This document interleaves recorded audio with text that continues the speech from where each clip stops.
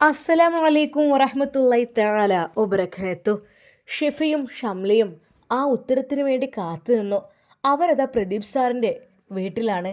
സത്യം പറഞ്ഞാൽ പ്രദീപ് സാർ എന്ന് പറയുമ്പോൾ ആ ഹോസ്പിറ്റലിൽ തന്നെ വലിയൊരാളും ഡോക്ടർ കൂടിയാണ്. പിന്നെ എങ്കിലും സാർ എന്താണ് പറയുന്നത്, അതിൻ്റെ ഉത്തരം എന്തായിരിക്കും എന്ന് കരുതിയിട്ട് പ്രദീപ് സാർ എന്താണ് പറയുന്നതെന്ന് ഇവർ ഒരു നിമിഷം നോക്കി നിൽക്കുകയായിരുന്നു. ഹൃദയം പടപട ഇടിക്കുന്ന ശബ്ദം പുറത്ത് കേൾക്കുമോ എന്നുള്ള ആ ഒരു ഭയം കൂടി ഉണ്ടായിരുന്നു. അവർ അല്പം ഭയത്തോടെയാണ് പ്രദീപ് സാറിൻ്റെ മുന്നിലേക്ക് വന്നു നിൽക്കുന്നത്. അങ്ങനെ ആരും അങ്ങനെ പോകാറില്ല. പക്ഷേ ഈ ഒരു അവസ്ഥ അവർ പറഞ്ഞപ്പോഴേ അതിനുള്ള ഉത്തരം എന്തായിരിക്കുമെന്നാണ് കാത്തിരിക്കുന്നത്. സർ, ഞങ്ങൾ പറയുന്നത് നിങ്ങൾ കേട്ടില്ലേ? കണ്ണുകളിലെ ഈറൻ തുടച്ചുകൊണ്ട് ഷിഫ ശബ്ദമിടറി പറഞ്ഞു. നമ്മുടെ അൻഷിഫ് സാറിൻ്റെ അവസ്ഥ ദിവസം ചൊല്ലുന്തോറും വളരെയധികം മോശമായി കൊണ്ടിരിക്കുകയാണ്. എന്ത് വലിയൊരു സർജനാണ് അദ്ദേഹം. അങ്ങനെ ഒരാളെയാണ് ഇത്രയും ദിവസമായി ആ ICUവിൽ പൂട്ടിയിട്ടിരിക്കുന്നത്. സിനാൻ സാറിൻ്റെ നീക്കങ്ങൾ കാണുമ്പോൾ ഭയം തോന്നുന്നു. ഇതിൻ്റെ പിന്നിൽ വേറെന്തൊക്കെയോ വലിയ ലക്ഷ്യങ്ങളുണ്ടെന്ന് ഞങ്ങൾക്ക് ഉറപ്പാണ്. സാർ, അല്ലാതെ എന്തുകൊണ്ട് അൻഷിഫ് സാറിൻ്റെ ചികിത്സയുടെ ചുമതല മറ്റൊരു ഡോക്ടർക്ക് കൈമാറാൻ അദ്ദേഹം തയ്യാറാകാത്തത്? സിനാൻ സാറിന് ഇതിൽ നിന്ന് ഒന്ന് മാറി നിൽക്കാമല്ലോ. ഈ വാക്കുകൾ കേട്ടെന്നും പ്രദീപ് സാർ കസാരയിലേക്ക് ചാരിയിരുന്നു.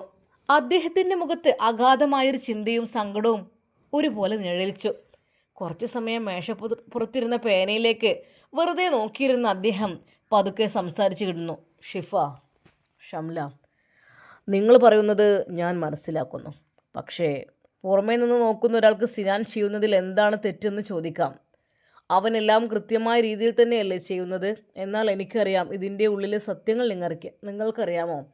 ഈ ഹോസ്പിറ്റൽ തന്നെ എൻ്റെയും അവൻ്റെയും പാർട്ട്ണർഷിപ്പിലാണ് മുൻപോട്ട് പോകുന്നത്. എന്നാൽ ഇപ്പോൾ ഈ സ്ഥാപനം മുഴുവനായി തൻ്റെ പേരിൽ മാത്രമാക്കാനുള്ള വലിയൊരു പ്ലാനിങ്ങിലാണ് അവൻ. വൈകാതെ തന്നെ ഇതിൻ്റെ മെയിൻ സ്ഥാനത്ത് നിന്ന് എന്നെപ്പോലെ ഒഴിവാക്കാൻ അവൻ നീക്കങ്ങൾ നടത്തുന്നുണ്ട്. പക്ഷേ സിനാൻ ചില്ലറക്കാരനല്ല. അവൻ്റെ ഉള്ളിലിരിപ്പ് എനിക്ക് നന്നായിട്ടറിയാം. പ്രദീപ് സാറിൻ്റെ ആ വാക്കുകളിൽ വർഷങ്ങളായി കൂടെയുള്ള ഒരാളിൽ നിന്നേറ്റ വഞ്ചനയുടെ വേദനയും അതേസമയം കാര്യങ്ങൾ തിരിച്ചറിയാനുള്ള വിവേകവും ഉണ്ടായിരുന്നു. അദ്ദേഹം തുടർന്നു. അൻഷിഫിൻ്റെ കാര്യം അവൻ ഏറ്റെടുത്ത സ്ഥിതിക്ക് നമുക്ക് പെട്ടെന്ന് ഇടപെടുമ്പോഴേക്ക് നിയമപരമായ തടസ്സങ്ങളുണ്ട്. അതുകൊണ്ട് ഔദ്യോഗികമായി ഒന്നും ചെയ്യാൻ കഴിയില്ല. ഇതിനൊരു വഴി ഇല്ലാതില്ല. ഇനിയിപ്പോൾ വേറെ ഏതെങ്കിലും രീതിയിൽ ഇത് അന്വേഷിക്കണമെങ്കിൽ എനിക്കൊരു വഴിയേ ഉള്ളൂ. നമ്മുടെ മറ്റൊരു സർജനുണ്ട്, ഡോക്ടർ റിഹാന്. ഞാൻ റിഹാനുമായി ഒന്ന് കോണ്ടാക്ട് ചെയ്ത് നോക്കാം. അവൻ ഒരു സർജൻ മാത്രമല്ല, ഒരു നിർദ്ദിഷ്ട അവയവത്തിന് മാത്രമല്ലാതെ ജനറൽ സ്പെഷ്യലിസ്റ്റ് കൂടിയാണ്. മൊത്തത്തിലുള്ള കാര്യങ്ങൾ വിശകലനം ചെയ്യാൻ അവനേക്കാൾ മിടുക്കൻ വേറെയില്ല. പ്രദീപ് സാറിൻ്റെ കണ്ണുകളിൽ ഒരു പുതിയ പ്രതീക്ഷ മിന്നിമറഞ്ഞു. ഞാൻ റിഹാനോട് സംസാരിക്കാം, പ്രദീപ് സാർ തുടർന്നു. അവൻ ജസ്റ്റ് ഒന്ന് അൻഷിഫിനെ ചെക്ക് ചെയ്യുകയാണെങ്കിൽ എന്താണ് അവിടെ നടക്കുന്നതെന്ന് വ്യക്തമായി അറിയാൻ സാധിക്കും. അൻഷിഫിൻ്റെ മെഡിക്കൽ ലിസ്റ്റിൽ എന്തൊക്കെയാണ് എഴുതിയിരിക്കുന്നത്, അവൻ്റെ മെഡിസിൻസ് ഡീറ്റെയിൽസ്, അസുഖത്തിൻ്റെ അവസ്ഥ, ഇതൊക്കെ റിഹാനൊന്ന് വിശദമായി പരിശോധിച്ചാൽ സത്യം പുറത്തു വരും. ഞാൻ അവനോട് കാര്യങ്ങൾ പറഞ്ഞു നോക്കാം. റിഹാൻ ഇപ്പോൾ നമ്മുടെ ഹോസ്പിറ്റലില്ല, മറ്റൊരു ഹോസ്പിറ്റലിലാണ് വർക്ക് ചെയ്യുന്നത്. എങ്കിലും ഞാൻ അവനെ വിളിച്ച് കാര്യങ്ങളുടെ ഗൗരവം ബോധ്യപ്പെടുത്താം. അവൻ വന്നൊക്കെ ഒന്ന് ചെക്കപ്പ് നടത്തിയാൽ നമുക്ക് കാര്യങ്ങൾ വ്യക്തമാകും. പ്രദീപ് സാറിൻ്റെ ആ ഉറച്ച വാക്കുകളും അനുഭവസമ്പന്നമായ സമീപനവും കേട്ടപ്പോൾ ഷിഫയുടെയും ഷംലയുടെയും ഉള്ളിൽ വീണു കിട്ടിയത് വലിയൊരു ആശ്വാസമായിരുന്നു. കറുത്തിരുണ്ട രാത്രിക്ക് ശേഷം ഒരു പുലരി വെളിച്ചം കണ്ടതുപോലെ അവർ പരസ്പരം നോക്കി. ഷിഫ മനസ്സിനുള്ളിൽ പ്രാർത്ഥിച്ചു, റബ്ബേ, പ്രദീപ് സാർ പറഞ്ഞതുപോലെ കാര്യങ്ങൾ നടക്കണേ. അൻഷിഫ് സാർ എത്രയും പെട്ടെന്ന് ആ ആശുപത്രി മുറിയിൽ നിന്ന് പുറത്തു വരണേ. എന്നാൽ ആ ആശ്വാസത്തിനിടയിലും അവരുടെ ഉള്ളിൽ ഭയം നിഴൽ വീഴ്ത്തിയിരുന്നു. ഹോസ്പിറ്റൽ പൂർണ്ണമായും സിനാൻ സാറിൻ്റെ കെയർ ഓഫിൽ ആയതുകൊണ്ട് മറ്റുള്ള സ്റ്റാഫുകൾക്കും മുന്നിട്ടിറങ്ങി ഒന്നും ചെയ്യാൻ കഴിയില്ല. സിനാൻ സാറ് എല്ലാവർക്കും മുന്നിൽ നല്ലൊരു ഡോക്ടറാണ്. പക്ഷേ ചില ഡോക്ടർമാർ രോഗികളുടെ ജീവന് തന്നെ ഭീഷണിയാകുന്ന ദാരുണമായ അവസ്ഥകളും ഉണ്ട്. സിനാന് മറ്റൊരു മുഖമുണ്ടോ? ഷിഫയുടെ മനസ്സ് ചിന്തകളാൽ കാടുകയറി. അവൾ ചിന്തിക്കുകയാണ്, അതെ, നമ്മൾ നല്ല രീതിയിൽ വിചാരിച്ചതായിരുന്നു സിനാൻ സാറെ. ചില സമയത്ത് സ്നേഹം കാണുമ്പോൾ അദ്ദേഹത്തേക്കാൾ സ്നേഹമുള്ളവർ വേറെ ഇല്ലെന്ന് തോന്നും. പക്ഷേ മനസ്സിനുള്ളിൽ മറ്റൊരു മുഖമുണ്ട് എന്നുള്ള അത് നമുക്കറിയില്ലല്ലോ. എങ്കിലും പ്രദീപ് സാറിൻ്റെയും ഡോക്ടർ റിഹാൻ്റെയും നീക്കങ്ങളിൽ അൻഷിഫ് സാറിൻ്റെ ജീവൻ തിരികെ ലഭിക്കുമെന്ന വലിയൊരു പ്രതീക്ഷയോടെ അവർ ആ മുറിയിൽ നിന്നും പുറത്തേക്ക് നടന്നു. എന്നാൽ ഈ സമയം ICUവിലെ നമ്മുടെ അൻഷിഫിൻ്റെ അവസ്ഥ ICUവിലെ ഡിജിറ്റൽ മോണിറ്ററുകളുടെ നേർത്ത ബീപ്പ് ശബ്ദങ്ങൾ മാത്രം മുഴങ്ങിക്കേട്ട ആ മുറിയിൽ കനത്ത നിശബ്ദതയെ ഭേദിച്ചുകൊണ്ട് ഒരു പുതിയ സ്പന്ദനം പിറവിയെടുക്കുകയായിരുന്നു. ഇത്രയും നാൾ ഒരു ജീവനറ്റ ശരീരത്തെ പോലെ കിടന്നിരുന്ന അൻഷിഫ് സാറിൻ്റെ ഉള്ളിൽ ആ മരുന്നുകളുടെയും കെണികളുടെയും മരവിപ്പിനെ കീറി മുറിച്ചുകൊണ്ട് ജീവൻ്റെയും വികാരങ്ങളുടെയും വൻ തിരമാലകൾ അടിച്ചു കയറാൻ തുടങ്ങി. ആ ദാരുണമായ ആക്സിഡൻറ്റിൽ അദ്ദേഹത്തിന് വലിയൊരു ആഘാതമാണ് സംഭവിച്ചിരിക്കുന്നത്. അടിവയറ്റിലും അതിനോടനുബന്ധിച്ച ഞരമ്പുകളിലും പേശികളിലും ഉണ്ടായ ആ വലിയ പരുക്കുകൾ ഒരു പക്ഷേ വൈദ്യശാസ്ത്രത്തിന് വിശദീകരിക്കാൻ കഴിയാത്ത ഏതോ ഒരു അത്ഭുതത്തിന് വഴി വച്ചിരിക്കുന്നു. അഗാധത്തിൽ തകർന്നു പോയെന്ന് കരുതപ്പെട്ടിരുന്ന ഞരമ്പുകളിലേക്ക് പടച്ച റബ്ബിൻ്റെ അദൃശ്യമായ കാരുണ്യം പോലെ ചോരയോട്ടം വീണ്ടും ഇരച്ചു കയറി. തളർന്നു കിടന്ന ശരീരത്തിൽ ഒരു പുരുഷൻ്റെ എല്ലാ വീര്യവും വികാര വിചാരങ്ങളും ഉണർന്നു പ്രകാശിക്കാൻ തുടങ്ങി. അത് വെറുമൊരു ശാരീരിക മാറ്റമായിരുന്നില്ല. ഏതൊരു ഉമ്മയുടെയാണോ ഹൃദയം പൊട്ടിയുള്ള പ്രാർത്ഥന രാത്രികളിൽ റബ്ബിൻ്റെ അർഷിലേക്ക് ഉയർന്നു കേട്ടത്, ആ കണ്ണീരിനുള്ള മറുപടിയായിരുന്നു അത്. എൻ്റെ മോന് കുട്ടികളുണ്ടാകാൻ കഴിയില്ലല്ലാ, അവനൊരു ആൺകരുത്തില്ല എന്ന് പറഞ്ഞ് നാട് മുഴുവൻ കളിയാക്കി ചിരിച്ചപ്പോൾ ആ ഉമ്മ രാപ്പകലില്ലാതെ നെഞ്ചത്തടിച്ച് പടച്ച റബ്ബിനോട് നിലവിളിച്ചിരുന്നു, റഹ്മാനായ റബ്ബേ, ഏതൊരു ശാസ്ത്രത്തിനും തോൽപ്പിക്കാൻ കഴിയാത്ത വൈദ്യമല്ലേ നിൻ്റേത്? നീ വിചാരിച്ചാൽ മാറ്റാൻ കഴിയാത്തതായിട്ട് എന്തെങ്കിലും ഉണ്ടോ റബ്ബേ? എൻ്റെ അല്ലാ, എൻ്റെ പൊന്നുമോൻ്റെ കുറവുകളൊക്കെ നീ മാറ്റി കൊടുക്കണേ അല്ലാഹുവേ. നീയാണല്ലോ അവനെ സൃഷ്ടിച്ചത്, അതുകൊണ്ട് നിനക്കെല്ലാം കഴിയും. ഈ രോഗവും അതിലുള്ളത് മുഴുവൻ സൃഷ്ടിച്ചത് നീയാണ്. എൻ്റെ കുഞ്ഞിൻ്റെ ആ ചെറിയൊരു കുഴപ്പം നീ മാറ്റി കൊടുക്കല്ല. അതവൻ്റെ ജീവിതം തന്നെ മാറ്റിമറിക്കുന്ന വലിയൊരു കുഴപ്പമാണല്ല. നീ വിചാരിച്ചാൽ സെക്കൻഡുകൾ പോലും വേണ്ട, ഒരു നിമിഷം മതിയല്ലോ അല്ല. അവൻ്റെ പെണ്ണിന് എല്ലാ സുഖവും സന്തോഷവും നൽകാൻ, അവളോടൊപ്പം നല്ല ദാമ്പത്യം നയിക്കാൻ എൻ്റെ അൻഷിഫിന് നീ കാവൽ നൽകണേ അല്ല. ആ ഉമ്മയുടെ നിരന്തരമായ ദുആയും കണ്ണീരുമാകാം. അതെ, ആ അൻഷിഫ് ഇപ്പോൾ പഴയ അൻഷിഫല്ല.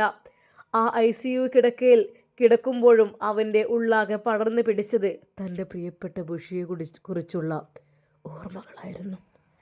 ബുഷി, ബുഷി, എൻ്റെ ബുഷി, നീ ഒന്നും ആ പെണ്ണെ, എൻ്റെ മനസ്സുകം നിനക്ക് വേണ്ടി കൊതിക്കുന്നു ബുഷി. നീ എവിടെ പെണ്ണെ? അതെ, അന്ന് നീ എൻ്റെ അടുക്കൽ നിമിഷങ്ങൾ എൻ്റെ അരികിൽ ചെലവഴിച്ചു. എന്നാൽ ഇപ്പോഴിതാ എനിക്ക് വീണ്ടും ആ പഴയ ആ ഒരു മനസ്സ് വന്നിരിക്കുകയാണ്. നീ എവിടെ പെണ്ണെ? തൻ്റെ പ്രിയപ്പെട്ട ഭാര്യയെ നെഞ്ചോട് ചേർക്കണമെന്നും ഇത്രയും നാൾ മനസ്സിൽ അടക്കി വെച്ച പ്രണയവും സന്തോഷവും വികാരവുമെല്ലാം അവളിലേക്ക് പെയ്തിറക്കണമെന്നും അവൻ്റെ ഓരോ ഞരമ്പുകളും അതിനു വേണ്ടി തുടിച്ചു. അവളും ഞാനും ഒന്നാകുന്ന നിമിഷത്തെക്കുറിച്ച് ഓർത്തപ്പോൾ അവൻ്റെ ഉള്ളിൽ പ്രണയത്തിൻ്റെ അതിശക്തമായ തരംഗങ്ങൾ അലയടിച്ചു. അവളെ സന്തുഷ്ടയാക്കാൻ, അവൾക്ക് പെണ്ണിൻ്റെ എല്ലാ സന്തോഷങ്ങളും നൽകാൻ ഞാൻ പൂർണ്ണപ്രാപ്തനാണെന്ന തിരിച്ചറിവ് അവൻ്റെ ഉള്ളിൽ വലിയൊരു ആർജവം നൽകി. എന്നാൽ ആ വികാരങ്ങൾ കത്തുമ്പോഴും അവൻ്റെ ശരീരം അവിടെ തളർന്നു കിടക്കുകയായിരുന്നു. കാരണം എന്തൊക്കെയോ മരുന്നുകൾ നൽകി സിനാൻ തന്നെ ഇവിടെ പൂട്ടിയിട്ടിരിക്കുകയാണെന്ന് അവന് മനസ്സിലായി. ആകെ ചെയ്യാൻ കഴിയുന്നത് അരികിലേക്ക് വരുന്ന ആരോടെങ്കിലും യാചിക്കുക മാത്രമാണ്. അപ്പോഴാണ് ICUവിൻ്റെ വാതിൽ തുറന്ന് പുറത്ത് കാവൽ നിൽക്കുന്ന നേഴ്സ് അകത്തേക്ക് വന്നത്. വളരെ പ്രയാസപ്പെട്ട് വറ്റി വരേണ്ട തൊണ്ടയിൽ നിന്ന് വാക്കുകൾ പുറത്തെടുത്ത് അൻഷിഫ് പതുക്കെ ചോദിച്ചു, സിസ്റ്റർ, എൻ്റെ വൈഫ് ബുഷി, എനിക്ക് ബുഷി ഒന്ന് കാണണം. അവളോട് ഒന്ന് വരാൻ പറയാമോ? ആ നേഴ്സ് തികച്ചും തണുപ്പൻ മട്ടിൽ ദയയില്ലാത്ത കണ്ണുകളോടെ അൻഷിഫിനെ നോക്കി. എന്നിട്ട് വളരെ നിസ്സാരമായി പറഞ്ഞു, ബുഷിയോ, സാറിനൊന്നും അറിയില്ലേ? ബുഷിയെ അവരങ്ങ് ഇനി സാറിന് ബുഷിയെ അവർ തരില്ലെന്ന് പറഞ്ഞല്ലോ ആ ഉമ്മ. ഇനി ഒരിക്കലും ഇങ്ങനത്തെ ഒരു ആളെ കൊണ്ട് ആളുടെ അടുത്തേക്ക് ഞങ്ങളുടെ മകളെ വിടില്ല എന്നവർ തീരുമാനിച്ചു കഴിഞ്ഞല്ലോ. അല്ല സാർ, ഇതൊന്നും സാർ അറിഞ്ഞില്ലേ? ആ ICU മുറിയിലെ തണുത്ത കാറ്റിൽ നഴ്സിൻ്റെ വാക്കുകൾ കനൽ തുള്ളികൾ പോലെ അൻഷിഫിൻ്റെ നെഞ്ചിലേക്ക് വീണു.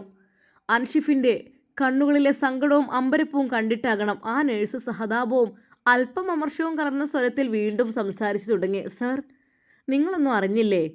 അവരുടെ ഫാമിലി നിങ്ങളുമായിട്ട് ഇനിയൊരു ബന്ധത്തിന് കൂട്ടുനിൽക്കാൻ ഉദ്ദേശിക്കുന്നില്ല. അതുകൊണ്ടല്ലേ ബുഷിയെ ഇവിടുന്ന് കൊണ്ടുപോയത്? അതൊന്നും സാർ നിങ്ങൾക്കറിയില്ലേ? അല്ലെങ്കിൽ ആലോചിച്ച് നോക്ക്, ഭർത്താവിന് സുഖമില്ലാതെ കിടക്കുമ്പോഴേ ഭാര്യ തന്നെയല്ലേ കൂട്ടു നിൽക്കേണ്ടത്. അവർക്ക് നിങ്ങളോട് സ്നേഹം ഉണ്ടായിരുന്നെങ്കിൽ അവരിങ്ങനെ നിൽക്കില്ലായിരുന്നോ? ഞാനിവിടെ നിൽക്കുന്നത് നിങ്ങളെ നോക്കാൻ വേണ്ടി മാത്രം, ഒരു കാവലാളായിട്ടാണ്. നിങ്ങൾക്ക് എന്തെങ്കിലും അത്യാവശ്യമുണ്ടെങ്കിൽ ചെയ്തു തരാൻ വേണ്ടി മാത്രം. അല്ലാതെ ബുഷിയെക്കുറിച്ച് നിങ്ങൾ ഇനി ഓർത്തിട്ട് ഒരു കാര്യവുമില്ല സർ.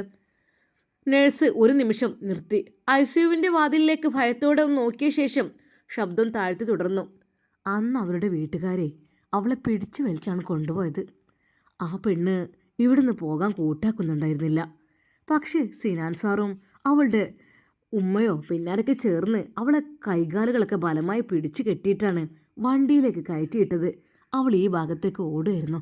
ആരൊക്കെ പറഞ്ഞു സുഖമില്ലാത്ത കുട്ടിയാണെന്നും പറഞ്ഞു ആരോടൊക്കെ. കാരണം ഭ്രാന്തുള്ളവരാണല്ലോ ഇങ്ങനെ ഓടുക. പക്ഷേ അതങ്ങനെയൊന്നെല്ലാം തോന്നുന്നു. പിന്നെ ഞാൻ എൻ്റെ സ്വന്തം കണ്ണുകൾ കൊണ്ട് കണ്ടതാണ് സർ ഇവിടെ. എന്നാൽ അവൾക്ക് വീണ്ടും അസുഖം വരുമെന്നും മാനസികമായി തകർന്നു പോകുമെന്നും പറഞ്ഞിട്ടാണ് അവരവരെ കൊണ്ടുപോയത്.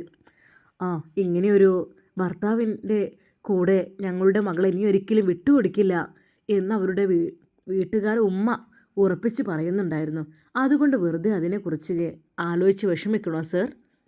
ആ വാക്കുകൾ കേട്ടതും അൻഷിഫിൻ്റെ നെഞ്ച് പിളരുന്നത് പോലെ തോന്നി. അവൻ്റെ തൊണ്ട വരണ്ടുണങ്ങി. ശരീരത്തിലെ പല സകല ഞരമ്പുകളിലും വേദനയുടെ വിറയൽ പടർന്നു. ബുഷി, തൻ്റെ പൊന്നു ബുഷി, അവൾ തന്നെ ഉപേക്ഷിച്ച് പോയതല്ല, അവളെ തന്നിൽ നിന്ന് ബലമായി പിടിച്ചു കൊണ്ടുപോയതാണ്.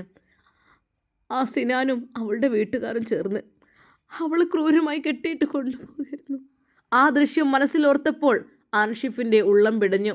ആ ഹോസ്പിറ്റൽ ബെഡിൽ കിടന്നുകൊണ്ട് അൻഷിഫ് വിങ്ങിപ്പൊട്ടി കരയാൻ തുടങ്ങി. അവൻ്റെ കണ്ണുകളിൽ നിന്ന് കണ്ണീർ തുള്ളികൾ തലേണയിലേക്ക് പടർന്നു പിടിച്ചു.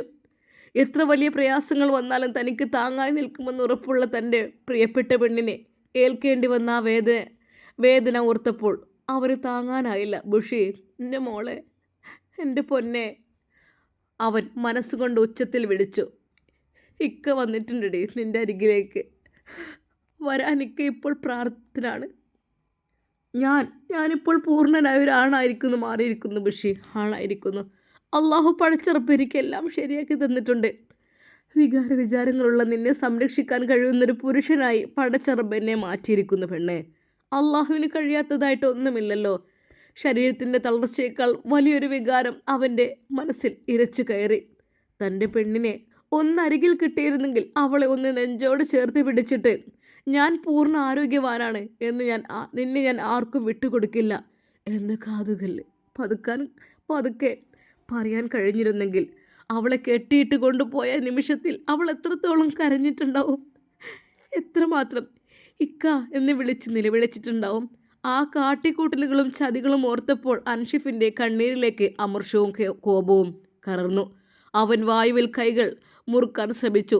തളർന്നു കിടക്കുന്ന ഈ ശരീരത്തിന് മേൽ പടച്ചു തമ്പുരാൻ പുതിയൊരു ഊർജം നിറച്ചു തരുന്നത് അവനറിഞ്ഞു. അവൻ കണ്ണുകൾ തുടച്ചു. ആ വിതുമ്പലിനിടയിലും അവൻ്റെ കണ്ണുകളിൽ പുതിയൊരു നിശ്ചയദാർഢ്യം തിളങ്ങി. എൻ്റെ ബുഷിയെ ഞാൻ ആർക്കും വിട്ടുകൊടുക്കില്ല. സിനാൻ്റെ ഈ ചതിക്കളി ഞാൻ പൊളിക്കും. റബ്ബ് എനിക്ക് തന്നെ പുതിയ ജീവനും കരുത്തും എൻ്റെ പെണ്ണിനെ തിരികെ പിടിച്ച് നെഞ്ചോട് ചേർക്കാൻ വേണ്ടിയുള്ളതാണ്. ആ ICU കിടക്കയിൽ കിടന്നുകൊണ്ട് അവൻ തൻ്റെ പടച്ചറബിനോട് ഹൃദയം പൊട്ടി പ്രാർത്ഥിച്ചു. ICUവിലെ തണുത്ത ചുവരുകൾക്കുള്ളിൽ അൻഷിഫിൻ്റെ ശ്വാസോച്ഛ്വാസം വേഗത്തിലായി. നെഞ്ചിൽ കെട്ടിക്കിടക്കുന്ന വേദനയും വികാരങ്ങളും വാക്കുകളായി പുറത്തേക്കൊഴുകിയെത്തി. വറ്റിവരണ്ട ചുണ്ടുകൾ വിറച്ചുകൊണ്ട് അവൻ ആ നഴ്സിനോട് അപേക്ഷിച്ചു. സിസ്റ്റർ, എനിക്ക് ബുഷിയെ കാണണം. എനിക്ക് അവളെ കണ്ടേ മതിയാവും. എനിക്ക് എൻ്റെ പെണ്ണിനെ വേണം സിസ്റ്റർ. എൻ്റെ പെണ്ണിനെ എനിക്ക് തിരികെ വേണം. അൻഷിഫിൻ്റെ കണ്ണുകളിൽ പടർന്ന ആ അഗാധമായ തപനയും ആകുലതയും കണ്ടപ്പോൾ നഴ്സ് ചുറ്റുമൊന്ന് കണ്ണോടിച്ചു.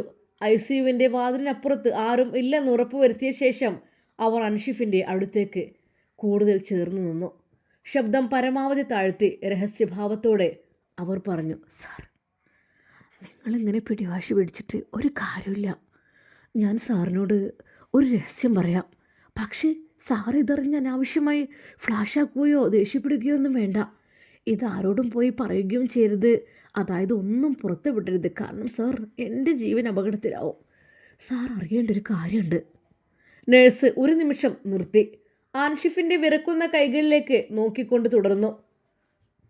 സിനാൻ സാറിൻ്റെ മനസ്സിൽ ചില പ്ലാനുകളൊക്കെയുണ്ട്.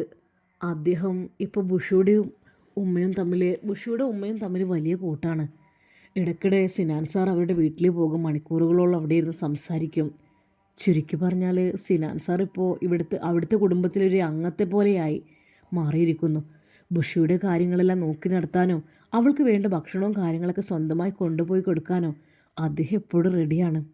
അവരെ തികച്ചും കയ്യിലെടുക്കാൻ സിനാൻ സാറിന് എല്ലാത്തിനും ഒരുങ്ങിക്കഴിഞ്ഞു. അതെ, അതിൽ വീണ് കഴിഞ്ഞു അവരുടെ വീട്ടുകാർ. ഒരു ദിവസം പോലും ബുഷിയുടെ വീട്ടിൽ പോകാത്ത ദിവസങ്ങളില്ല സാർ. സാർ ഇവിടെ കിടക്കുന്നു, പക്ഷേ സിനാന് പലപ്പോഴും പുറത്താണ് അവരുടെ വീട്ടിലേക്ക്. ആ വാക്കുകൾ കേട്ടതും അൻഷിഫിൻ്റെ ഉള്ളിലേക്ക് 1000 തീജ്വാലകൾ ഒരുമിച്ച് ഇരച്ചു കയറുന്നത് പോലെ തോന്നി. ഇത്രയും നാൾ കണ്ണീരായി പെയ്തിറങ്ങിയ സങ്കടം ഒരു നിമിഷം കൊണ്ട് ആളിപ്പടരുന്ന കടൽക്കട്ടയായി മാറി. തൻ്റെ തളർച്ചയെ മുതലെടുത്ത് തൻ്റെ പ്രാണനായ ബുഷിയുടെ വീട്ടുകാരുടെ വിശ്വാസം പിടിച്ചെടുത്ത് അവിടുത്തെ സ്വന്തം ആളായി ചമയുന്ന സിനാൻ്റെ മുഖം അൻഷിഫിൻ്റെ മനസ്സിൽ തെളിഞ്ഞു വന്നു. തന്നെ ICUവിൽ പൂട്ടിയിട്ട് മരുന്നുകൾ നൽകി തളർത്തിയിട്ട് പുറത്ത് തൻ്റെ ജീവിതവും സ്വപ്നങ്ങളും കവർന്നെടുക്കാൻ നടക്കുന്ന ആ വഞ്ചകനോട് അൻഷിഫിൻ്റെ ഉള്ളിൽ പക ഇരച്ചു കയറി. സിനാൻ. അൻഷിഫിൻ്റെ പല്ലുകൾ അടിയോടടി ഞെരിഞ്ഞു. കണ്ണുകളിൽ ചോരക്കളങ്ങൾ പടർന്നു. തളർന്നു കിടക്കുന്ന ശരീരത്തിലെ ഓരോ ഞരമ്പുകളിലൊരു പുതിയ ആൺകരുത്ത് ഉണർന്ന് പ്രകാശിക്കാൻ തുടങ്ങി. ഇത്രയും നാൾ വിങ്ങിപ്പൊട്ടിയ അൻഷിഫല്ലായിരുന്നു അത്. തൻ്റെ പെണ്ണിനെ ചതിയിലൂടെ സ്വന്തമാക്കാൻ നോക്കുന്ന ശത്രുവിന് മുന്നിൽ വിട്ടുകൊടുക്കാൻ തയ്യാറാകാത്ത ഒരു പോരാളിയായിരുന്നു. ഇല്ല, അൻഷിഫ് മനസ്സിനുള്ളിൽ ഗർജിച്ചു. സിനാൻ, നിന്നെ ഞാൻ വെറുതെ വിടില്ല. എൻ്റെ ബുഷിയുടെ അരികിലേക്ക്, അവളുടെ ജീവിതത്തിലേക്ക് നീ വച്ചു നീട്ടുന്ന ഓരോ കാലടികളും നിന്റെ നാശത്തിലേക്കുള്ളതാണ്. പടച്ചറബ് എനിക്ക് തന്ന ഈ പുതിയ ജീവനും വികാരങ്ങളും നിന്റെ ഈ ചതിക്കോട്ട തകർത്തെറിയാനുള്ളതാണ്. നേഴ്സ് പറഞ്ഞ പ്രകാരം അവൻ്റെ മനസ്സിൽ പകയുടെയും നിശ്ചയദാർഢ്യത്തിൻ്റെയും പുതിയൊരു അധ്യായം തുറക്കുകയായിരുന്നു. ആ തണുത്ത ICU കിടക്കയിൽ കിടക്കുമ്പോഴും അൻഷിഫിൻ്റെ ഉള്ളിൽ സിനാനോടുള്ള പ്രത്യാക്രമണത്തിൻ്റെ അഗ്നി പടർന്നു പിടിച്ചു. എന്നാൽ ആ അന്ത്യനേരത്ത് ബുഷിയുടെ വീടിന് മുന്നിൽ സിനാൻ്റെ ആഡംബരക്കാർ അന്നും വന്നു നിന്നു. കാറിൻ്റെ ഹോൺ ശബ്ദം കേട്ടതും ഉമ്മ മുഖത്ത് പുഞ്ചിരി വരുത്തി വാതിൽ തുറക്കുവാനായി ഓടിയെത്തി. എപ്പോഴും പോലെ വളരെയധികം സുന്ദരനായി വടിവൊത്ത വസ്ത്രങ്ങൾ ധരിച്ചാണ് സിനാൻ അകത്തേക്ക് കയറി വന്നത്. മോനെ, കയറിയിരിക്കേ. എപ്പോഴാ ഇന്ന് കുറച്ച് ലേറ്റായ മോനെ? ഉമ്മ അതിരറ്റ വാത്സല്യത്തോടെ സിനാനെ സ്വീകരിച്ചു. മോനെ കുടിക്കാൻ എന്താ വേണ്ടത്? കാപ്പിയോ അതോ വല്ല ജ്യൂസ് എടുക്കട്ടെയോ? ഏയ്, ഒന്നും വേണ്ടമ്മ, നമുക്ക് ഒരുമിച്ച് കഴിക്കാം. സിനാൻ തികഞ്ഞ മാന്യത നടിച്ചുകൊണ്ട് പറഞ്ഞു. നിങ്ങൾ എന്നെ ഒരു അന്യമായി കാണല്ലേ ഉമ്മ? ഇനിയും ഞാനൊരു അന്യനാണോ? അതെന്താ മോനെ അങ്ങനെ പറയുന്നത്? ഞാൻ മോന് കഴിക്കാൻ ദോശയോ നല്ല ചൂടുള്ള കറിയൊക്കെ ഉണ്ടാക്കി വെച്ചിട്ടുണ്ട്. വാ മോനെ, കഴിക്ക്. ഉമ്മ സ്നേഹത്തോടെ അവനെ ഭക്ഷണമേശയിലേക്ക് ക്ഷണിച്ചു. എന്നിട്ട് ബുഷി, ഇങ്ങോട്ട് വന്നേ, സിനാൻ വന്നിട്ടുണ്ട്. എന്നാൽ ജനലിനരികിൽ ഇരുട്ടിലേക്ക് നോക്കിയിരിക്കുന്ന ബുഷിയുടെ കണ്ണുകളിൽ നിന്ന് കണ്ണീർ തുള്ളികൾ ഇറ്റി വീണു. തൻ്റെ മുറിയിൽ അടച്ചു പൂട്ടിയിരിക്കുകയായിരുന്നു അവൾ. അവളുടെ കയ്യിലുണ്ടായിരുന്ന ഫോൺ ഉമ്മ ബലമായി വാങ്ങി മാറ്റിവെച്ചിട്ട് ദിവസങ്ങളായി. പുറം ലോകവുമായി ബന്ധപ്പെടാൻ അവൾക്കൊരു വഴിയുമില്ല. പഠിച്ചോനെ, ബുഷി മനസ്സിനുള്ളിൽ വിതുമ്പി. അന്ന് തൻ്റെ ഇക്കാക്ക് അജ്മലിനോട് ഞാൻ കരഞ്ഞു പറഞ്ഞാണ്. അതിനുശേഷം എന്നെ ആരെങ്കിലും വിളിച്ചെന്നും പോലും എനിക്ക് അറിയില്ലല്ലോ. കാരണം ഫോണൊക്കെ സ്വിച്ച് ഓഫ് ആക്കി എടുത്തു വെച്ചേക്കല്ലേ. അൻഷിഫയുടെ അവസ്ഥ കണ്ടപ്പോൾ എന്തോ ചതിയിൽ, പഠിച്ചോനെ, എന്തോ ഒരു ചതിയിൽ പെട്ട പോലെയാണ്. എന്നെ രക്ഷിക്കാൻ ആരുമില്ല റബ്ബേ. ബുഷി കരയുകയായിരുന്നു. ആ സമയം ഉമ്മയുടെ ഫോണിലേക്ക് അതാ അജ്മൽ വിളിക്കുന്നു. ഉമ്മ അല്പം ദേഷ്യത്തോടെയാണ്. ഓനിപ്പോൾ ഇടയ്ക്കിടയ്ക്കൊരു വിളിയാണ് സിനാൻ വരുന്ന നേരത്ത്. ഹലോ ഉമ്മ, എന്ത് ഫോൺ എടുക്കാൻ വൈകുന്നത്? ഒന്നുമില്ല മോനെ, ഓരോ തിരക്കും കാര്യങ്ങളൊക്കെ. അജ്മൽ, എന്താ ഉമ്മ ലേറ്റായത്? അജ്മലിൻ്റെ ആശങ്ക നിറഞ്ഞ ശബ്ദം കേട്ട് ഉമ്മ പറഞ്ഞു. ഒന്നുമില്ലേ, ബുഷിക്ക് കുഴപ്പമൊന്നുമില്ലല്ലേ? മോളുടെ അവസ്ഥ എന്താ? അജ്മൽ സംസാരിച്ച് തീരുന്നതിന് മുമ്പ് ഉമ്മ അനിഷ്ടത്തോടെ ഇടപെട്ട് പറഞ്ഞു. ബുഷിക്കൊരു കുഴപ്പമില്ല, ഓളെ സങ്കടമൊക്കെ മാറിയിക്കണ്. എന്തായാലും ആ കഴിവ് കെട്ടവനെ കൊണ്ടുതന്നല്ലേ എൻ്റെ പെങ്ങളെ ഈ കെട്ടിച്ചത്. ഇനി അതിനെക്കുറിച്ചൊന്നും ചിന്തിക്കൊന്നും വേണ്ട, ഇനി അതിനെക്കുറിച്ച് ഓർക്കൊന്നും വേണ്ട, ഇനി ആ വഴിക്കുള്ള ഒരു പരിപാടിയും വേണ്ട, കേട്ടല്ലോ? ആ, ഇനി അൻഷിഫിൻ്റെ അസുഖം കാര്യങ്ങൾ ചോദിക്ക്, അതൊന്നും വേണ്ട. അത്രയും പറഞ്ഞ് അജ്മൽ തിരിച്ചു പറയുന്നതിന് മുമ്പ് തന്നെ ഉമ്മ ദേഷ്യത്തോടെ ഫോൺ കട്ട് ചെയ്തു. അജ്മലിൻ്റെ ഫോൺ അറ്റൻഡ് ചെയ്യാനോ അൻഷിഫിൻ്റെ കാര്യം തിരക്കുവാനോ ഉമ്മാക്ക് ഒട്ടും താല്പര്യമില്ലായിരുന്നു. മരുമകനായി സ്വന്തമാക്കാൻ പോകുന്ന സിനാന് സൽക്കാരങ്ങൾ ഒരുക്കുന്ന തിരക്കിലായിരുന്നു അവർ. ഭക്ഷണമേശയിലിരുന്ന് ദോശ കഴിക്കുന്നതിനിടയിൽ സിനാൻ തികച്ചും കുതന്ത്രം നിറഞ്ഞ കണ്ണുകളോടെ ഉമ്മയെ നോക്കി പറഞ്ഞു, അല്ലുമ്മ, ഞാൻ എപ്പോഴും ആലോചിക്കാറുണ്ട്, ഈ പ്രായത്തിലും നിങ്ങൾക്ക് എങ്ങനെയാണ് ഇത്ര ഭംഗി? സത്യം പറഞ്ഞാൽ നിങ്ങളുടെ ശരീരവും മുഖമൊക്കെ കണ്ടാൽ ഒരിക്കൽ പോലും പ്രായമായതാണെന്ന് പറയാൻ പറ്റില്ല. ഇപ്പോഴും നല്ലൊരു യുവത്വം നിങ്ങളിൽ തുളുമ്പി നിൽക്കുന്നുണ്ട് ഉമ്മ. സിനാൻ്റെ വാക്കുകൾ കേട്ടതും ഉമ്മയുടെ മുഖത്ത് നാണവും അഭിമാനവും ഇരച്ചു കയറി. തനിക്ക് കിട്ടുന്ന ഈ അനാവശ്യ പുകഴ്ത്തലുകളിൽ വീണുപോയ ഉമ്മ ചിരിച്ചുകൊണ്ട് പറഞ്ഞു, ഈ മോൻ്റെ ഒരു കാര്യം, എപ്പോഴും എന്നെക്കുറിച്ച് ഇങ്ങനെ ഓരോന്ന് സംസാരിക്കും. അങ്ങനെയൊന്നുമില്ലടാ മോനെ. എൻ്റെ അവസ്ഥ എന്ന് വെച്ചാൽ ഉള്ളത് നല്ല രീതിയിൽ സന്തോഷത്തോടു കൂടി കൊണ്ടുപോകുന്നു. നല്ല ഭക്ഷണം കഴിച്ച് മാനസികമായിട്ട് ലാവിഷായിട്ട് നടക്കുന്നു, അത്രേ ഉള്ളൂ. സിനാൻ അതോടെ ഒന്നുകൂടി തന്ത്രപൂർവ്വം പറഞ്ഞു, അതല്ലോ ഉമ്മ, സത്യം പറഞ്ഞാൽ ഉമ്മയുടെ അത്ര സൗന്ദര്യം മകൾക്ക് പോലും ഇല്ല. മകളേക്കാൾ സൗന്ദര്യം ഉമ്മാക്കാണെന്ന് എനിക്കെപ്പോഴും തോന്നിയിട്ടുണ്ട്. മുറിക്ക് പുറത്തു നിന്ന് എല്ലാം കേട്ടുകൊണ്ടിരിക്കുന്ന ബുഷിയുടെ ഉള്ളിൽ അറപ്പും കോപവും തിളച്ചുമറിഞ്ഞു.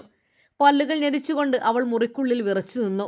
സിനാൻ്റെ കള്ളത്തരങ്ങളും അവൻ ഉമ്മയെ എങ്ങനെയൊക്കെ കയ്യിലെടുക്കാൻ നോക്കുന്നു എന്നതും അവൾക്ക് വ്യക്തമായി മനസ്സിലായി. അവൻ തൻ്റെ കുടുംബത്തെ മൊത്തത്തിൽ നശിപ്പിക്കുവാൻ വേണ്ടി പ്ലാൻ ചെയ്യുകയാണ്. ഈ കള്ള സിനാനെ എങ്ങനെയെങ്കിലും ഇവിടെ നിറക്കി വിട്ടില്ലെങ്കിൽ എൻ്റെ കുടുംബജീവിതം മാത്രമല്ല ഉമ്മയുടെ ജീവിതവും നശിച്ചു പോവും, ബുഷി ഉറപ്പിച്ചു. ഉമ്മ അവൻ്റെ വിഷച്ചങ്ങലകളിൽ 100% പെട്ടുപോയിരിക്കുന്നു. ആ മരുന്ന് കഴിച്ച് കിടക്കുന്ന അൻഷിഫ്കയെയും എന്നെയും തമ്മിൽ പിരിക്കാൻ ഇവൻ എന്ത് ആസൂത്രണം ചെയ്താണ് ഉമ്മയെ കെണിയിലാക്കിയത്? കണ്ണീര് തുടച്ച് ആ അടച്ചിട്ട മുറിയിൽ നിന്നുകൊണ്ട് ബുഷി തൻ്റെ മനസ്സിനെ ഉറപ്പിച്ചു, ഇല്ല, ഈ വിഷപ്പാപ്പിൻ്റെ മുന്നിൽ തളർന്നു കൊടുക്കില്ല. എൻ്റെ അൻഷിഫ്ക്ക് തിരിച്ചു വരും. ഈ ചതിക്കെട്ടുകൾ തകർത്ത് എൻ്റെ ഇക്ക എന്നെ തേടിയെത്തും. ബുഷിയുടെ ഉള്ളിൽ ഭയത്തിനു പകരം പ്രത്യാശയുടെയും പ്രതിരോധത്തിൻ്റെയും പുതിയൊരു തീപ്പൊരി പടരുകയായിരുന്നു. ICUവിൻ്റെ മുന്നിൽ തണുത്ത ഇടനാഴികളിലൂടെ തിടുക്കപ്പെട്ട കാലടികളോടെയാണ് ഡോക്ടർ ഷിഫ നടന്നു വന്നത്. അൻഷിഫിൻ്റെ ജൂനിയർ കൂടിയായ അവൾക്ക് തൻ്റെ സീനിയറിൻ്റെ വഴികാട്ടിയായ ഡോക്ടറുടെ അവസ്ഥയിൽ വല്ലാതെ ആശങ്കയുണ്ടായിരുന്നു. എന്നാൽ ICUവിൻ്റെ കവാടത്തിൽ കാവൽ നിൽക്കുന്ന സിസ്റ്റർ അവളെ തടഞ്ഞു. എങ്ങോട്ടാ ഡോക്ടർ? ഇങ്ങനെ ഇടയ്ക്കിടെ അകത്തേക്ക് കയറി പോകാൻ പറ്റില്ല. സിനാൻ സാർ അറിഞ്ഞാൽ എനിക്ക് എൻ്റെ വലിയ ഫൈൻ വരും. എൻ്റെ ജോലി തന്നെ പോകും സർ, സിസ്റ്റർ ഭയത്തോടെ പറഞ്ഞു. അതൊന്നും സാരമില്ല സിസ്റ്റർ. ഷിഫ ഒരു നിമിഷം അതാ അവളുടെ കൈകളിലേക്ക് ഒരു 500ൻ്റെ നോട്ടെടുത്ത് കൊടുത്ത് പറഞ്ഞു, എനിക്കകത്ത് കയറണം. പെട്ടെന്ന് പണം കണ്ടപ്പോൾ ആ സിസ്റ്റർ അതിന് അനുവദിച്ചു. ഞാനൊരു ഡോക്ടറാണ്, അവിടെ കിടക്കുന്ന എൻ്റെ സീനിയർ ഡോക്ടറാണ്. അദ്ദേഹത്തിൻ്റെ കാര്യത്തിൽ എനിക്കും ചില ഉത്തരവാദിത്തങ്ങളൊക്കെ ഉണ്ട്. അത് മാഡം ഞാനല്ല, അത് സാറ് പറഞ്ഞത് കൊണ്ടേ. ആ ഓക്കെ. അങ്ങനെ അതാ ICUവിൻ്റെ ഗ്ലാസ് വാതിൽ തള്ളി തുറന്ന് അകത്തേക്ക് കയറി ഷിഫ. മരുന്നുകളുടെ രൂക്ഷഗന്ധവും ഡിജിറ്റൽ മോണിറ്ററുകളുടെ ശബ്ദവും നിറഞ്ഞ ആ മുറിയിൽ ബെഡിൽ കിടക്കുന്ന അൻഷിഫിൻ്റെ അടുത്തേക്ക് അവൾ വേഗത്തിൽ ചെന്നു. ഷിഫയെ കണ്ടതും അൻഷിഫിൻ്റെ കണ്ണുകളിൽ ഒരു പ്രതീക്ഷയോടെ മിന്നൽ തെളിഞ്ഞു. ഷിഫ, അൻഷിഫ് തളർന്ന ശബ്ദത്തിൽ വിളിച്ചു. സർ, സാറിനിപ്പോൾ എങ്ങനെയുണ്ട്? ഷിഫ പരിഭ്രാന്തിയോടെ അവൻ്റെ കൈകളിൽ തൊട്ടുകൊണ്ട് ചോദിച്ചു. എനിക്കിപ്പോൾ ഒന്നും കുഴപ്പമൊന്നുമില്ല ഷിഫ. അൻഷിഫിൻ്റെ ശബ്ദം വിറച്ചു. പക്ഷേ എനിക്ക് എൻ്റെ ബുഷി ഒന്ന് കണ്ടു കിട്ടിയാൽ മതി. അത് മാത്രമാണ് വേണ്ടത്, വേറൊന്നും എനിക്ക് ആവശ്യമില്ല. എൻ്റെ ബുഷിയോട് എങ്ങനെയെങ്കിലും ഒന്ന് ഇങ്ങോട്ട് വരാൻ പറ. ഷിഫ, നിനക്ക് പറ്റുമോ? അൻഷിഫിൻ്റെ കണ്ണുകളിലെ ആ അഗാധമായ പ്രണയവും വേദനയും കണ്ടപ്പോൾ ഷിഫയുടെ നെഞ്ച് പിടഞ്ഞു. അവൾ പതിഞ്ഞ സ്വരത്തിൽ പറഞ്ഞു, സർ, ഞാൻ പരമാവധി ശ്രമിക്കാം. ബുഷിയെ കാണാൻ വഴി കണ്ടെത്താം. പിന്നെ സർ, സാറിൻ്റെ ചികിത്സയുടെ ചുമതല ഇനി വേറൊരു ഡോക്ടറെ ഏൽപ്പിക്കാൻ പ്രദീപ് സാറ് പ്ലാൻ ചെയ്യുന്നുണ്ട്. ഡോക്ടർ റിഹാൻ ഒന്ന് സാറിനെ ചെക്ക് ചെയ്യും. ഡോക്ടർ റിഹാനോ? അൻഷിഫ് അമ്പരപ്പോടെ നോക്കി. പക്ഷേ ഷിഫ, എൻ്റെ കാര്യം നോക്കാൻ സിനാൻ സമ്മതിക്കുമോ? ഒരിക്കലുമില്ല. സിനാൻ അതിന് അനുവദിക്കില്ല. അവൻ എന്നെ ഇവിടെ പൂട്ടിയിട്ടിരിക്കുകയാണ്. എനിക്കൊന്നും ചെയ്യാൻ കഴിയാത്ത രീതിയിൽ മരുന്നുകൾ തന്ന് തളർത്തിയിട്ടിരിക്കുകയാണ്. പുറത്തെല്ലാവരോടും എന്താ അവൻ പറഞ്ഞിരിക്കുന്നത്? വലിയൊരു മേജർ ഓപ്പറേഷൻ കഴിഞ്ഞ് കിടക്കുകയാണെന്നല്ലേ? എന്നെ ഈ മുറിയിൽ നിന്ന് പുറത്തെത്തിക്കാൻ അവൻ സമ്മതിക്കില്ല ഷിഫ. അൻഷിഫ് അത് പറഞ്ഞു തീരുന്നതിന് മുമ്പ് തന്നെ ICUയുടെ വാതിൽ പെട്ടെന്ന് തുറക്കപ്പെട്ടു. ഒട്ടും പ്രതീക്ഷിക്കാതെ അവിടെ പ്രത്യക്ഷപ്പെട്ട് സിനാൻ സാറായിരുന്നു. ICUവിൻ്റെ ഉള്ളിൽ അൻഷിഫിൻ്റെ തൊട്ടടുത്ത് നിൽക്കുന്ന ഷിഫയെ കണ്ടതും സിനാൻ്റെ മുഖം കറുത്തിരുണ്ടു. അവൻ്റെ കണ്ണുകളിൽ ക്രോധം ആളിപ്പടർന്നു. ഒരു നിമിഷം അവൻ ഷിഫയെ മൂർച്ചയുള്ള കണ്ണുകളോടെ നോക്കി. എന്താ ഡോക്ടർ ഷിഫ ഇവിടെ? സിനാൻ അങ്ങേയറ്റം ദേഷ്യത്തോടെയും ഗൗരവത്തോടെയും ചോദിച്ചു. മറ്റൊരു ഡോക്ടർ ട്രീറ്റ് ചെയ്യുന്ന കേസിനിടയിലേക്ക് വേറെ ഡോക്ടറുടെ ആവശ്യമില്ലല്ലോ. അതുമൊരു ജൂനിയർ ഡോക്ടർ ഇവിടെ വന്ന് ഇടപെടേണ്ട ഒരു ആവശ്യവുമില്ല. സിനാന്റെ ആജ്ഞാപൂർവമായ വാക്കുകൾ അതിലെ വെറുപ്പും കണ്ട് ആ മുറിയാകെ ഭയപ്പെടുത്തുന്നൊരു നിശബ്ദത പടർന്നു. സിനാന്റെ കണ്ണുകളിൽ ഒരു ക്രൂരത തിരിച്ചറിഞ്ഞ അൻഷിഫ് തളർന്ന കിടക്കയിൽ കിടന്നുകൊണ്ട് ഷിഫയെ രക്ഷിക്കാനെന്നോണം സിനാനെ ദേഷ്യത്തോടെയും വെറുപ്പോടെയും നോക്കി. ICUവിനുള്ളിലെ വഞ്ചനയുടെയും അധികാരത്തിൻ്റെയും ആ പോരോട്ടം കൂടുതൽ രൂക്ഷമാകാൻ തുടങ്ങുകയായിരുന്നു. ICUവിൻ്റെ ഉള്ളിലെ വായുവിൽ പെട്ടെന്ന് ഹിമഗണം പോലെ തണുപ്പും ഒപ്പം ദേഷ്യത്തിൻ്റെ കനൽക്കാറ്റും വീശിയടിച്ചു. ഡോക്ടർ ഷിഫയ്ക്ക് നേരെ കണ്ണുകൾ വീർപ്പിച്ച് പിടിച്ച് കട്ടപിടിച്ച ക്രോധത്തോടെ സിനാൻ ആക്രോശിച്ചു. ഷിഫ, നിങ്ങൾ ചെയ്തത് വളരെയധികം മണ്ടത്തരമായിപ്പോയി. കറക്റ്റായി പറഞ്ഞാൽ എന്ത് ചെറ്റത്തരമാണ് നിങ്ങൾ കാണിച്ചത്. അൻഷിഫ് എൻ്റെ പേഷ്യൻ്റാണ്. അവന് കൊടുക്കുന്ന ട്രീറ്റ്മെൻറ്റും കാര്യങ്ങളും ഞാൻ മാത്രമാണ് തീരുമാനിക്കുന്നത്. അവൻ ഈ അവസ്ഥയിൽ ഹോസ്പിറ്റലിൽ എത്തിച്ച ഞാൻ തന്നെയാണ്. അല്ലാതെ വേറൊരുത്തനും ഇവിടെ കയറി ഇടപെടേണ്ട ഒരാവശ്യവുമില്ല. ഷിഫ വിറക്കുന്ന ശബ്ദത്തിൽ എങ്കിലും നീതിക്ക് വേണ്ടി ചെറുത്ത് നിൽക്കുവാൻ ശ്രമിച്ചു. സർ, അത് ഞാൻ അനാവശ്യമായി ഇടപെട്ടതല്ല. എനിക്കൊരു ഡൗട്ട്സ് ക്ലിയർ ചെയ്യാനായി. ഡൗട്ട്സ്? സിനാൻ അവളെ പുച്ഛത്തോടെ തടഞ്ഞു. നിന്റെ ഡൗട്ട്സൊക്കെ ഇവിടെയാണ് ക്ലിയർ ചെയ്യേണ്ടത്. അതെ, എവിടെയാണെന്ന് വെച്ചാൽ അവിടെ പോയി ചെയ്യേ, അല്ലാതെ ഈ ICUക്കകത്തല്ല. ഇറങ്ങിപ്പോ അവിടുന്ന്. അത്രയും ദയയില്ലാതെ ആ ക്രൂരനായ മനുഷ്യൻ ഷിഫയെ ആട്ടിപ്പുറത്താക്കി. കണ്ണീർ വാർത്തുകൊണ്ട് ഷിഫ പുറത്തേക്ക് ഇറങ്ങിപ്പോകുമ്പോൾ ബെഡിൽ കിടക്കുന്ന അൻഷിഫിൻ്റെ ഉള്ളിൽ ചോര തിളച്ചു. തൻ്റെ ജൂനിയറായ ഒരു ഡോക്ടറോട്, ഒരു പെൺകുട്ടിയോട് ഇത്രയും അധമമായി പെരുമാറിയത് അവന് സഹിക്കാൻ കഴിയുമായിരുന്നില്ല. സിനാൻ, അൻഷിഫ് പല്ലിറുമ്പി, നീ എന്തിനാ അവളോട് ദേഷ്യപ്പെടുന്നത്? അവൾ എൻ്റെ അടുത്തേക്ക് വന്നത് എന്നോട് എന്തെങ്കിലും ചോദിക്കുവാനോ പറയാനായിരിക്കും. അവൾ എൻ്റെ ജൂനിയറാണ്, ഞാൻ അവളുടെ സീനിയറും. ഞങ്ങൾ തമ്മിൽ സംസാരിക്കാൻ ഒരുപാട് കാര്യങ്ങളുണ്ടാവും. നിനക്കെന്താ അതിൽ ഇത്ര കലി പിടിക്കുന്നത്? സിനാൻ അഹങ്കാരം നിറഞ്ഞൊരു ക്രൂരച്ചിരിയോടെ അൻഷിഫിൻ്റെ അടുത്തേക്ക് നടന്നു വന്നു. അവൻ അൻഷിഫിൻ്റെ മുഖത്തേക്ക് കുനിഞ്ഞു നിന്ന് അങ്ങേയറ്റം വിഷം തുപ്പുന്ന വാക്കുകളിൽ പറഞ്ഞു. അൻഷിഫ്, നീ അടങ്ങിക്കിടന്നോണം. നിന്റെ അധികാരങ്ങളും ഗമയുമൊക്കെ കഴിഞ്ഞു തുടങ്ങി മോനെ. നീ എന്നോട് പറഞ്ഞ കാര്യങ്ങൾ ഞാൻ നിന്നോട് പറഞ്ഞത് ഒക്കെ അവിടെ നിൽക്കട്ടെ. പക്ഷേ ബുഷ്ര എന്നൊരു വാക്ക് ഇനി ഈ ചുണ്ടിൽ നിന്ന് പുറത്തു വരരുത്. അവളിപ്പോൾ എൻ്റെ പെണ്ണാണ്. അവൾ നിന്നെ ഡൈവോഴ്സ് ചെയ്ത് കഴിഞ്ഞു. ഇനി നീ ജീവിതാവസാനം വരെ ഇങ്ങനെ ഒറ്റയാനായി കഴിവ് കെട്ടവനായി ഈ കിടപ്പിൽ തുടരണം. അതല്ല പെട്ടെന്ന് പരലോകത്തിലേക്ക് പോകാൻ വല്ല ഇഞ്ചക്ഷനും വേണോ നിനക്ക്? അങ്ങനെ വേണമെങ്കിൽ ഇതൊക്കെ ചെയ്തു തരാൻ എനിക്ക് ഇവിടെ ഒരു ബുദ്ധിമുട്ടുമില്ല. അതല്ലെങ്കിൽ കിടക്കവിടെ. നിൻ്റെ ബുഷിയെ ഞാനൊന്ന് ആഘോഷിക്കട്ടെ. നിനക്ക് അതിനുള്ള കഴിവൊന്നുമില്ലടാ. സിനാൻ്റെ വാക്കുകളിലെ ചെറ്റത്തരം അവിടെയും തീർന്നില്ല. അവൻ നാണം കെട്ടൊരു ചിരിയോടെ തുടർന്നു. ബുഷി മാത്രമല്ല മോനെ, ബുഷിയുടെ ഉമ്മ ഒരു ചിരക്കാണ് കേട്ടോ. അവരെ പുറമെ കാണുന്ന പോലെയൊന്നുമല്ല, ഒരസൽ മാറ്റ്, ഒരു വെടിക്ക് രണ്ട് പക്ഷി. അൻഷിഫ്, നീ ഇതെല്ലാം കണ്ട് അവിടെ തളർന്നു കിടക്ക്. ഞാനൊന്ന് ജീവിതം ആസ്വദിക്കട്ടെ. തൻ്റെ പ്രാണനായ ഭാര്യയെക്കുറിച്ചും അവളുടെ ഉമ്മയെക്കുറിച്ചും സിനാൻ പറഞ്ഞ വാക്കുകൾ അങ്ങേയറ്റം അശ്ലീലവും അസഹ്യവുമായ വാക്കുകൾ കേട്ടതും അൻഷിഫിൻ്റെ ഉള്ളിൽ ഒരു കാട്ടുതീ പടർന്നു. സകല നിയന്ത്രണങ്ങളും നഷ്ടപ്പെട്ട അവൻ തളർന്നു കിടക്കുന്ന ശരീരത്തിലേക്ക് അമാനുഷികമായ എന്തോ ഒരു കരുത്ത് ആവാഹിച്ചു. തൻ്റെ സർവ്വശക്തിയും എടുത്തു അവൻ കൈകൾ ആഞ്ഞു വീശി ICUവിൻ്റെ ബെഡിനോട് ചേർന്നുള്ള ക്യാബിനറ്റിൽ വെച്ചിരിക്കുന്ന വിലപിടിപ്പുള്ള മെഡിക്കൽ ഗ്ലാസ് ബോട്ടിലുകളും മോണിറ്ററുകളും അവരൊരൊറ്റടിക്ക് തച്ചുടച്ചു. വലിയ ശബ്ദത്തോടെ ഗ്ലാസുകളും ഉപകരണങ്ങളും ചിന്നിച്ചിതറി നിലത്ത് വീണ് പൊട്ടിപ്പൊളിഞ്ഞു. സിനാൻ ഒരു നിമിഷം ഞെട്ടി വിറച്ചുപോയി. കിടപ്പിലായ രോഗിയിൽ നിന്ന് അവൻ ഇങ്ങനെയൊരു ആക്രമണം ഒട്ടും പ്രതീക്ഷിച്ചിരുന്നില്ല. ആഹാ, നീ അത്രക്കായടോ? സിനാന്റെ കണ്ണുകളിൽ കൊലവിളി മിന്നി. അവൻ ദേഷ്യം കൊണ്ട് വിറച്ചുകൊണ്ട് മേശപ്പുറത്തിരുന്ന ശക്തമായ ഡോസേജുള്ള ഇഞ്ചക്ഷൻ സിറിഞ്ച് കയ്യിലെടുത്തു. നീ എന്നെ തോൽപ്പിക്കാൻ മാത്രം വളർന്നോ? ഈ ICUവിലെ സാധനങ്ങളെല്ലാം നീ തകർത്തുവല്ലടാ. സിനാൻ അൻഷിഫിൻ്റെ മേലേക്ക് കുതിച്ചു വീണു. അൻഷിഫിനെ ബലമായി അമർത്തിപ്പിടിച്ചു. ആ വിനാശകാരിയായ മരുന്ന് തുടങ്ങിയ ഇഞ്ചക്ഷൻ അവൻ്റെ ശരീരത്തിലേക്ക് ആഞ്ഞു കുത്തിയിറക്കി. മൃഗീയമായ ക്രൂരതയ്ക്ക് മുന്നിൽ അൻഷിഫിൻ്റെ ശരീരം വിറച്ചു. വിഷമരുന്നിൻ്റെ ശക്തി തലച്ചോറിലേക്ക് പടർന്നു കയറിയപ്പോൾ അവൻ്റെ കാഴ്ചകൾ മങ്ങിത്തുടങ്ങി.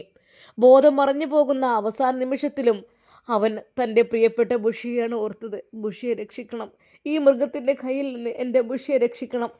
മയക്കത്തിൻ്റെ കറുത്ത ഇരുളിലേക്ക് വീഴുമ്പോൾ അവൻ പെട്ടെന്ന് ഓർത്ത് തൻ്റെ വിശ്വസ്തനായ തൻ്റെ പ്രിയപ്പെട്ട ബുഷിയുടെ സുഹൃത്തിൻ്റെ ഷാമിലിൻ്റെ മുഖമായിരുന്നു.